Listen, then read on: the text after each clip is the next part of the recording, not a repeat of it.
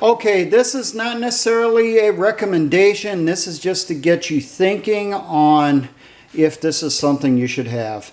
So it's going to be field gear, and it's about having that second pair of boots. Now, why would you need two pairs of boots? You know, that's just extra weight. You know, you can use that weight for food or ammunition or more medical supplies. Well, think about it. The pair of boots that you're going to have on your feet, and I'll just say here, you know, we got a really old set of leather recruit boots, as we called them back in the 90s. This is what was issued mid to late 90s. Roughly, I think we stopped issuing these around 99 or so. It was right before the war on terror. Let's say that's the boot that you're going to have on your feet. Should you have a second pair of boots with you? I'd say that really depends on what your boot size is. Now, doing some looking online, the average boot size around the world is 9 to 12 range. The United States, they say it is 9 to 10, but I'd say for military, it's probably 9 to 11. And those are going to be regular sizes. You know, if you need something larger, say, 11 and a half and above, or smaller than that 9, say an 8 to 7, and I've seen them all the way down to 5s. And it's not a regular width or a wide width. If you have extra wide feet, you really should have a spare set of boots, either on your rucksack or waiting in a cache in the field. I do know militia that have done that. They have spare boots that are in unit caches out in the field at potential base camp locations, that when the pair that they have on their feet, because they have a real mutant boot size, when those start wearing out, they start falling apart, they can go to that cache and they can pull out that pair of boots and they have a set waiting for them. Now, if you are part of the average boot size, that 9 to 11, and I'm going off of military boot size here, not the civilian boot size or shoe size. There is a slight difference. If you're in there, you might be okay with getting away with just taking that next pair of boots off a no longer moving mobile resupply pod, and a dead enemy soldier or Gestapo officer laying in the field. And I suggest you keep watch on that too. You know, you end up taking someone out in an ambush and you notice he's got the same size boots that you wear. You know, maybe think about grabbing them, tying them onto your rucksack.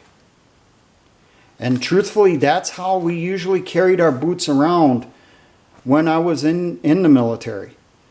If we didn't put them inside our rucksack, we would tie them to the outside. It would help dry them and that stuff. So as we would rotate our boots got really wet. We'd take off that wet set, tie them to the outside of the ruck. We'd put the dry ones on our feet with clean socks and powder our feet, and we were good to go for a while again. Now, what about carrying some in your ruck already? These do take up a lot of room, so I don't recommend having a pair of these inside your ruck waiting. I do have some examples that did work for having inside your rucksack. First off, your old school jungle boots. Okay. There we go. Just having some camera difficulties for some reason. Old school jungle boots. Leather bottom, canvas upper. Guess what? These fold down real good and you can pack these inside a rucksack easily. I did it for years. These are a good option. A way that you can carry a second pair of boots in you without taking up a lot of room. Where you put them in the ruck, that's up to you. You know, if you're going to want to change out of them as your feet get wet, put them near the top. If you don't want to do that, put them down at the bottom underneath everything else. Another type of boot that will work is desert boots or the I'm not even sure what you call these. Basically a hot weather boot that they issued after stuff started happening in Iraq. That's when they decided, you know, hey, we're going to go with the ACU uniform and everyone's going to wear this type of boot. Well, guess what? These do pack down fairly compact also. And you can keep a pair of these inside your ruck too. They are pretty much like a jungle boot. They still have the vents on them that air can get in and moisture can get out, and decent soles on them. And they do last a while. So I still have pairs of my desert boots from when I went to the desert. I don't wear them anymore, but you know, I still got them on a shelf somewhere here at my home. You know, even if it's an old pair of desert boots, you know, which were basically just a out and out copy of the jungle boot, just made in tan and suede, those will work too. Carry them as your spare boot. So basically, recommendations: your boot size is smaller than a 9, larger than size 11, whole size 11, so 11 and a half and above. Probably should really think about having a spare set of boots.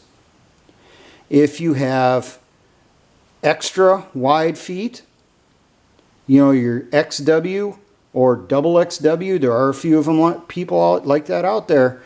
Maybe you should think about having a spare set of boots either on your rucksack, cached in the field.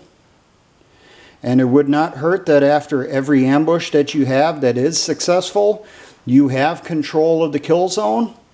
When you're stripping those weapons, ammunition, supplies, gear off of the enemy, take their boots off of their feet also, tie them together in sets with the laces, and include that in the stuff that you cart away.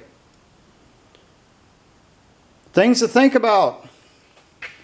Now, do not ask me any questions as to what type of boot I recommend, a particular brand, or who has the best sizing, because there's differences between different companies.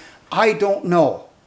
I really don't. I just ordered the size that my feet fit in the best online. It shows up, I try it. If it works, it works. If it doesn't, I toss it on the spare pile and I make an adjustment for larger or smaller, whatever is required, and try again. And that's how I continue to build a stockpile of spare boots. Now, for all my engineer brothers in the Patriot and Militia movements, always remember SAM.